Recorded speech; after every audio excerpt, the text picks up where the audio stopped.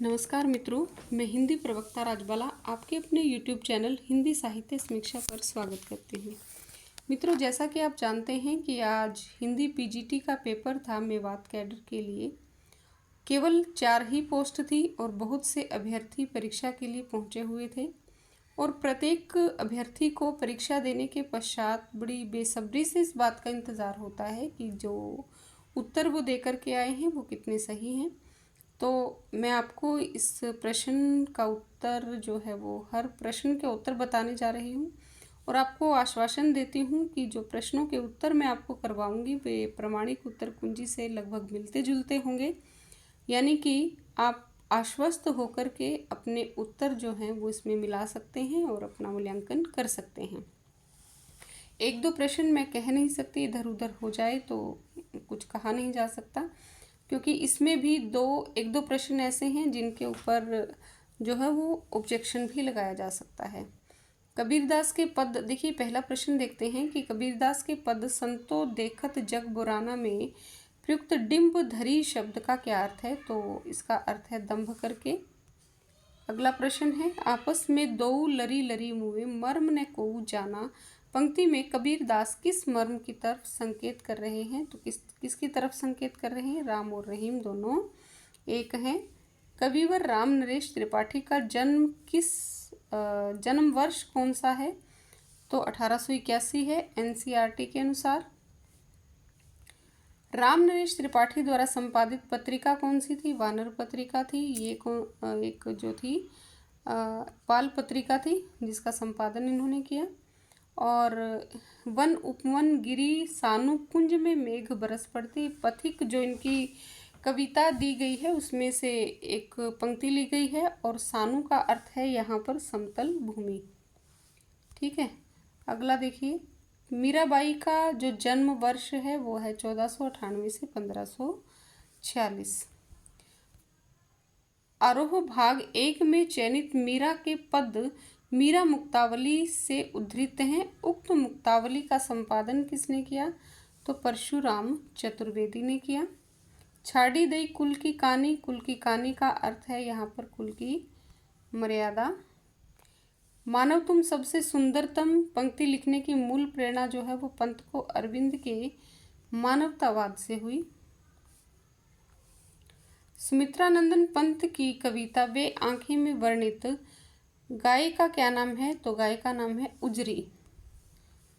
वे आंखें कविता में कारकुनों की लाठी में कारकुनों शब्द से क्या तात्पर्य है? जमींदारों के कारिंदे। घर की याद कविता में हेटे शब्द का क्या तात्पर्य है? तो हेटे शब्द का अर्थ है तुच्छ। उसके बाद है अगला, भवानी प्रसाद मिश्र का जन्म किस जनपद में हुआ? तो होशंगाबाद में। त्रिलोचन का वास्तविक नाम वासुदेव सिंह। किस छंद में? तो सोनेट छंद में लिखा था इन्होंने। कौन से छंद में लिखा था? सोनेट छंद में। दिगंत जो इनकी कविता थी उन्होंने सोनेट छंद में लिखी थी। काव्य संग्रह था वो। चंपा काले काले अक्षर नहीं चिन्हती है, तो ये धरती काव्य संग्रह में संकलित है। दुष्यंत कुमार प्रयागराज की जो परिमल संस्था थी उससे संबंधित थे।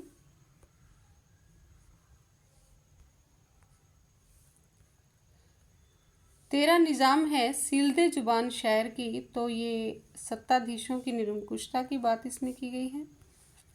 अगला देखिए, ये इतिहास जरूरी है इस बहर के लिए, तो बहर क्या है? यहाँ पर छंद है।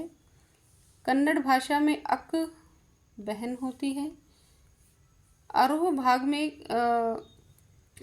भाग 1 में संकलित अक महादेवी के वचनों का अंग्रेजी से हिंदी अनुवाद किया केदारनाथ सिंह ने।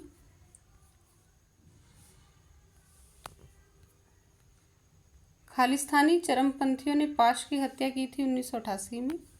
सबसे खतरनाक वह घड़ी होती है आपकी कलाई पर चलती हुई भी जो आपकी निगाह में रुकी हुई होती है। तो इन पंक्तियों के निहित अर्थ के संबंध में असंगत विकल्प का चयन करना है। तो देखिए, यथास्थिति के प्रति विद्रोह भी है इसमें, परिवर्तन की उत्कट कामना भी है, समय के साथ समन्वय का भाव भी है। तो क्या नहीं है? घड़ी और निगाह में संतुलन, ये इसका सही उत्तर होगा। निर्मला पुतुल की कविता आओ मिलकर बचाएं मूल रूप से किस भाषा में लिखी गई है? तो संथाली में लिखी गई है और अशोक सिंह ने इसका जो है वो अनुवाद किया था। और अगला जो है, निर्मला पुतुल का जन्म 1972। हरिवंश राय, देखिए इसमें आप ऑब्जेक्शन लगा सकते हैं क्योंकि आरती मधुबाला जो है 1935 में है। आरती और अंगारे, मधु कलश और मधुबाला, ये दोनों 1938 में है। तो इनको किस तरीके से हम इसमें सीक्वेंस में लगाएं, कुछ समझ में नहीं आ रहा। तो आप इस पर ऑप्शन जो है ऑब्जेक्शन लगा सकते हैं, ठीक है। उसके बाद है आत्म परिचय। आप विरोधाभासी पदों में असंगत विकल्प देखना है, विरोधाभास देखना है किस में है। तो यहाँ विरोधाभास देखिए, रोदन में राग, तो यहाँ विरोधाभास है। उन्मादों में अवसाद, इसमें भी विरोधाभास है। शीतलवाणी में आग, इसमें भी विरोधाभास है। तो कहाँ विरोधाभास नहीं है? दीवानों सा वेश, इसमें विरोधाभास नहीं है। बच्चे प्रत्याशा में होंगे, पंक्ति में प्रत्याशा शब्द का जो अर्थ है वो है आस या भरोसा, ठीक है, आस या भरोसा। उसके बाद अगला जो प्रश्न है वो ब्रूनो की बेटियां किसकी रचना है? तो ब्रूनो की बेटियां आलोक धनवा की रचना है।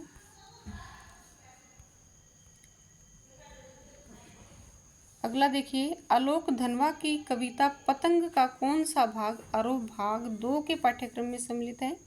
तो तीसरा।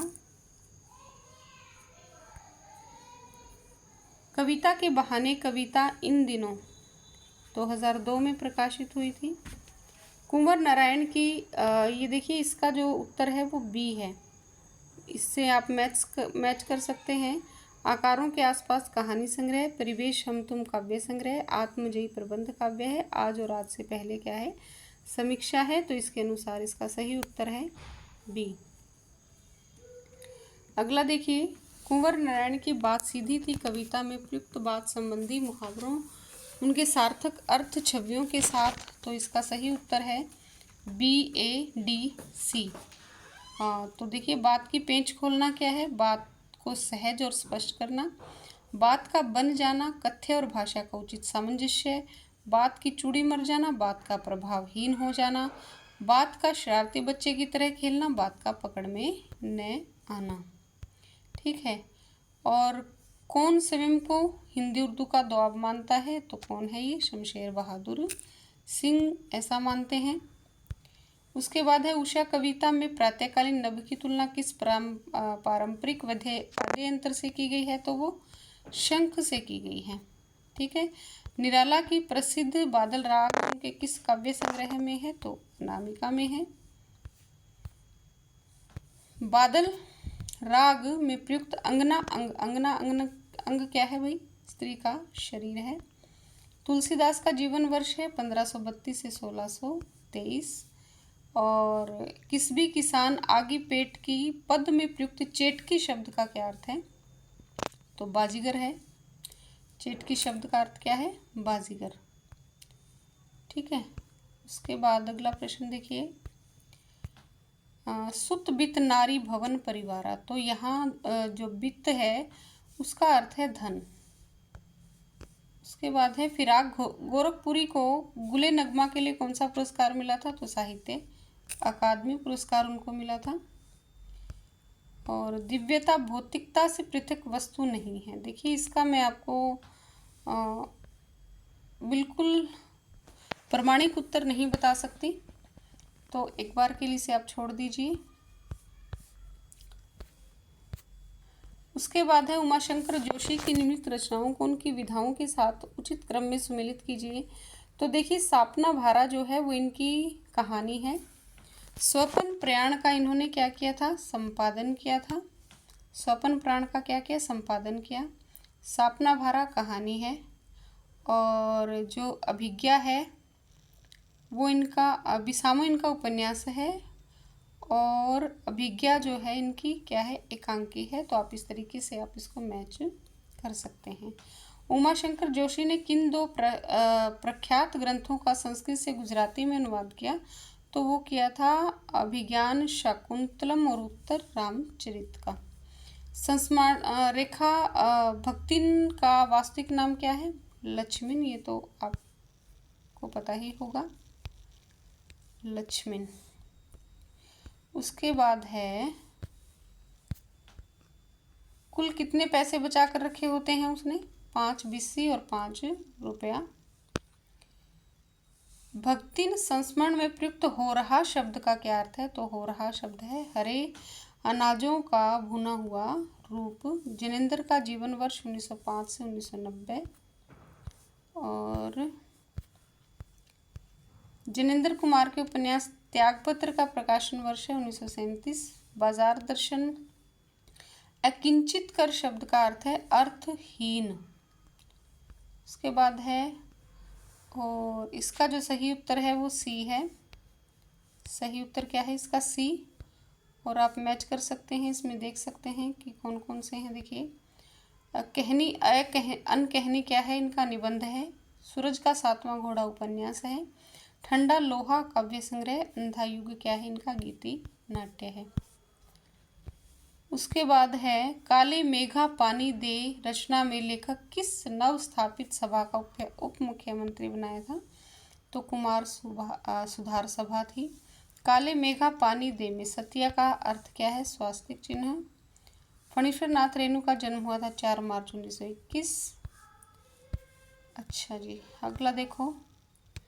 फणीश्वर नाथ रेणु श्रुत अश्रुत पूर्व, श्रुत अश्रुत पूर्व जो रचना है, वैसे तो ये रचना जो है वो रिपोर्ताज है, लेकिन यदि हम एनसीईआरटी की माने तो इसमें ही संस्मरण दिया हुआ है, तो हम इसके ऊपर ऑब्जेक्शन भी लगा सकते हैं चाहे तो, क्योंकि लेकिन जो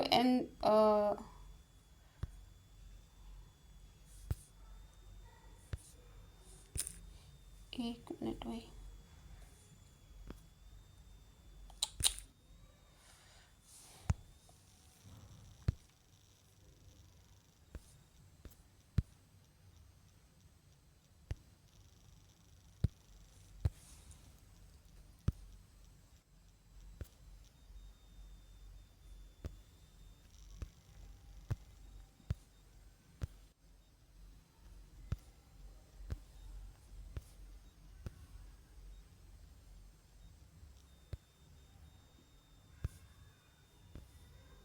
चलिए।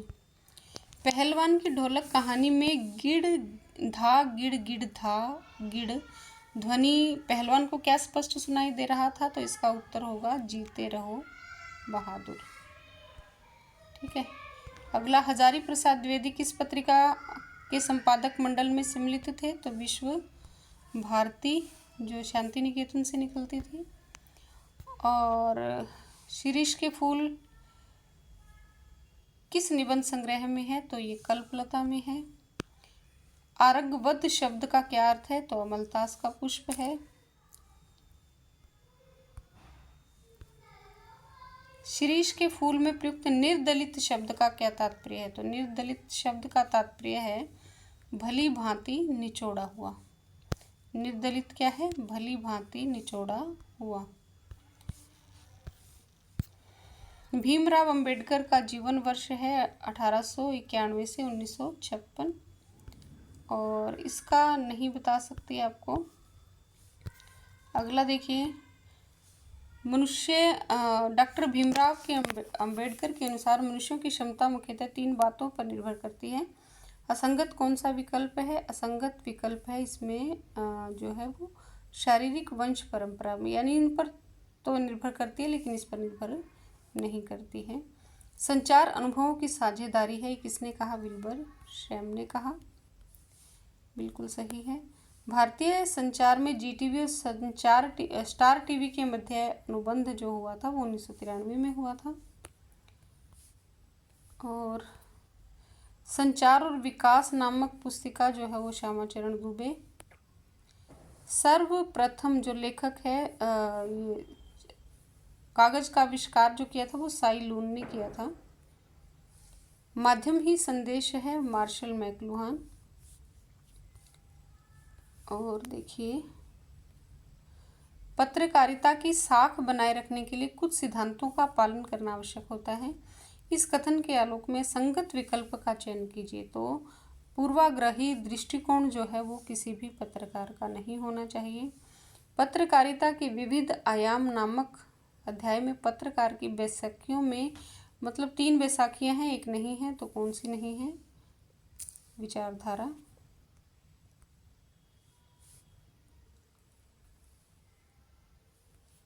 उसके बाद है खबर लिखना बहुत ही रचनात्मक काम हो सकता है, उतना ही रचनात्मक जितना कविता लिखना। दोनों का उद्देश्य मनुष्य और समाज को ताकत पहुंचाना है। ये किसकी कही हुई बात है? रघुवीर सहाय की। अच्छा, अगला देखिए। भारत में सबसे पहले छापाखाना जो है वो गोवा में पुर्तगालियों ने स्थापित किया था, अपने ईसाई मिशनरी ने धर्म के प्रचार के लिए। और टीवी में विभिन्न सूचनाएं कई चरणों में होकर दर्शक तक पहुंचती है। उचित अनुक्रम क्या है? उचित अनुक्रम, इसका जो सही उत्तर है वो है B, breaking news, dry anchor, phone in, anchor visual और फिर एंकर बाइट। वास्तविक रूप से इंटरनेट पत्रकारिता का आरंभ कब से माना जाता है? तो ये माना जाता है 1983 से 2002 के मध्य। उसके बाद अगला देखिए। इंदौर के नई दुनिया समूह ने हिंदी में नेट पर पत्रकारिता पोर्टल जो था उसका क्या नाम दिया? वेब दुनिया।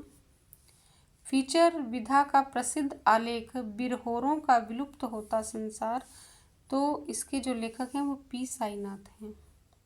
समाचार पत्रों में बड़ी शक्ति है, ठीक वैसे ही जैसे पानी के जबरदस्त प्रवाह में होती है, इसे खुला छोड़ देंगे तो गांव के गांव बहा देगी, उसी तरह निरंकुश कलम समाज के विनाश का कारण बन सकती है। तो ये कौन कहता है? ये कहते हैं M.K. गांधी। अगला देखिए। नमक का दरोगा कहानी का प्रकाशन वर्ष क्या है? 1914। नमक का दरोगा कहानी में प्रयुक्त बरकंदाजी शब्द जो है वो फारसी का है और इसका अर्थ है चौकीदार। मियां नसरुद्दीन कहानी में मजमून का अर्थ है मामला और अरबी भाषा का शब्द है। ठीक है। उसके बाद है पथेर पांचाली में जो बाल कटवा कर के बच्चा आया था उसका क्या नाम था? टिया था। और इसका जो सही उत्तर है कि पथेर पांचाली फिल्म की शूटिंग के संदर्भ में 3 प्रसंगों के बारे में निर्देशक ने कहा है कि दर्शक पहचान नहीं पाए। फिल्म देखते समय इस ओर किसी का ध्यान नहीं गया। उन 3 प्रसंगों में संगत क्या है? देखिए, इसमें संगत है कि काश के फूलों वाले मैदान में 2 अलग अलग वर्षों में शूटिंग हुई है, इसकी बात नहीं की इन्होंने। पथेर पांचाली में पुकुर का अर्थ क्या है? पोखर है, बिल्कुल सही है ये। और 8 करोड़ प्रजा के गिड़गिड़ाकर प्रार्थना करने पर भी आपने जरा ध्यान नहीं दिया। शिव शंभू के चिट्ठे निबंध लेखक किस ऐतिहासिक घटना की बात कर रहे हैं? यहाँ पर वो बंग विच्छेद की बात कर रहे हैं। शिव शंभू के चिट्ठे नामक निबंध में पैमाल शब्द किस भाषा का है? तो ये जो फारसी का है और इसका जो अर्थ है वो है दुर्दशाग्रस्त। शेखर जोशी की रचना पर चिल्ड्रन फिल्म सोसाइटी द्वारा फिल्म का निर्माण कब हुआ? तो कौन सी फिल्म थी? दाजू।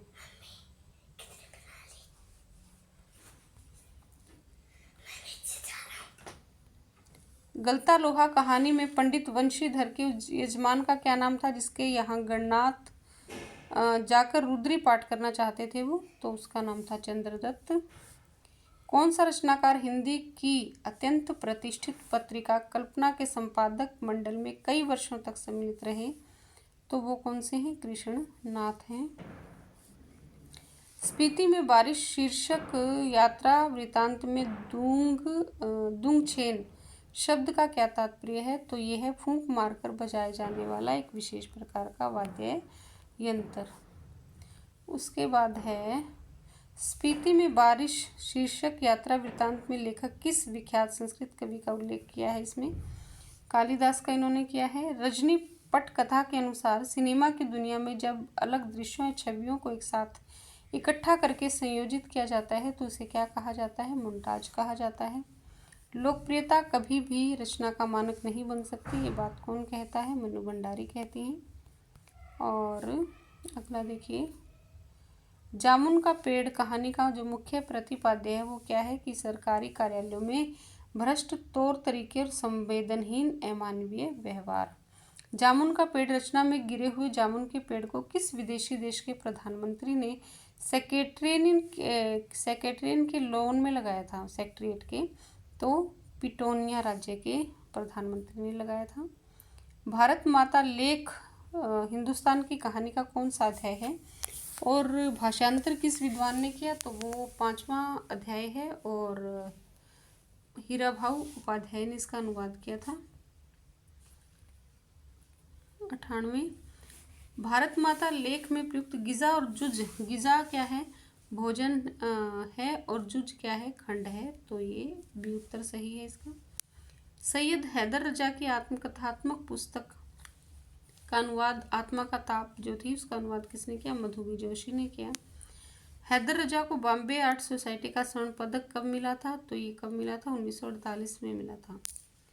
ठीक है, तो ये था आपका हिंदी का प्रश्न पत्र, जिसका बहुत सटीक रूप से हमने प्रत्येक प्रश्न के उत्तर को समझा है और बिल्कुल निश्चिंत होकर के, आश्वस्त होकर के आप इस उत्तर कुंजी से आप अपने उत्तरों को मिला सकते हैं।